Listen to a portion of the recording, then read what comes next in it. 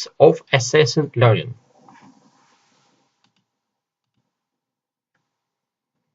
Which of the following methods will you use to check in on your teaching and your students' learning so you can keep your course on track? Student work. The primary way that you can assess student learning is by considering the work they produce on the various assignments that you have designed for the course.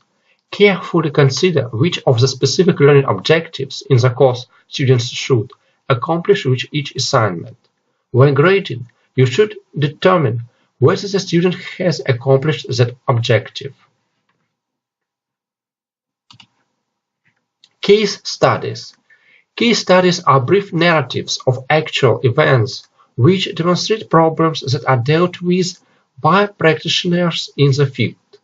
Professors post case studies or problem sets usually after they are sure that the students have developed the skills to handle the challenges. In a psychology class, the problem set may be to design and build a playground for a preschool. In a history course, the problem set may be to conduct a set of interviews of residents who have experienced the immigration of different groups in a community.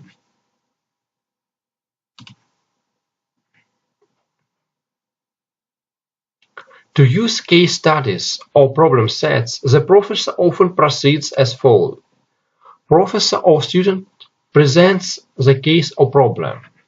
Professor highlights new aspects of the problem or introduces new methods of analysis.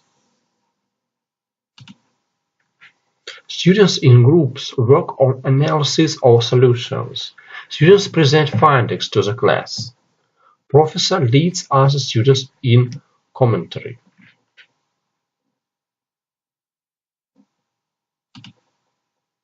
Focusing questions. Questions that are large in scope can be put to the students at the beginning of a course. For example, in what ways does literature serve us? Autobiographical statements. The professor of the course may choose to give an autobiographical talk, explaining how he or she found the way to becoming an expert in this discipline. What was it that first fascinated the professor about this field? What does the professor find most intriguing about the field today? How have studies in the field changed over the years? Of course, the professor may want to invite in colleagues to present their own autobiographical statements in a panel discussion.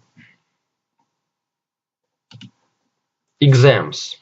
Ask yourself what kinds of learning you want to test and what sorts of questions exam formats will draw out this kind of learning. Are exams the best way to test this knowledge? Perhaps you would like to use a combination of exams and papers. How will you use the results of exams to further student knowledge?